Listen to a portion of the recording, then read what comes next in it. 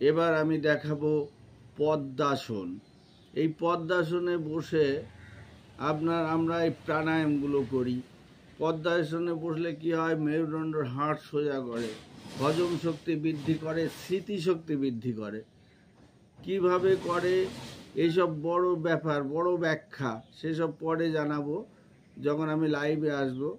কিন্তু এখন জেনে রাখুন, মেরুদণ্ডের হাড় মেরুদণ্ড সোজা করে, আপনার কার্যক্ষমতা বাড়িয়ে দেয়, আর কনসেন্ট্রেশন বৃদ্ধি করে যদি বাচ্চারা এই পদ্মাসনে বসে। দেখুন এই পদ্মাসনের নিয়ম: ডান পাটা বাঁ পায়ের থায়ের উপরে, আর বাঁ পা ডান পায়ের থায়ের উপরে, মেরুদণ্ড সোজা করে জ্ঞান ও মুদ্রায় বসতে হয়।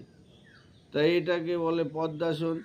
পদ্মাসনে বসে ধ্যান, জপ এইসবগুলো করতে হয়।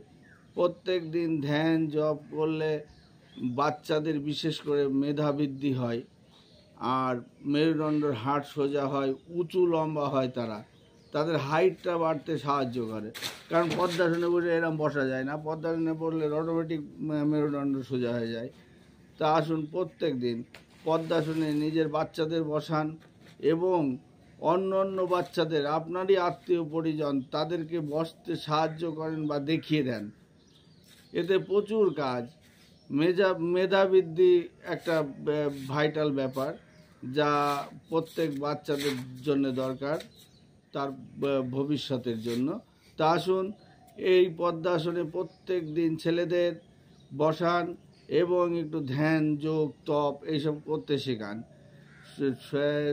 শুধু শরীর বৃত্তীয় গঠন করলে হয় না, মানসিক ব্যাপারটাও থাকে। মানসিক ব্যাপারটা সম্পূর্ণরূপে এই পদ্মাসনে আসে। নমস্কার।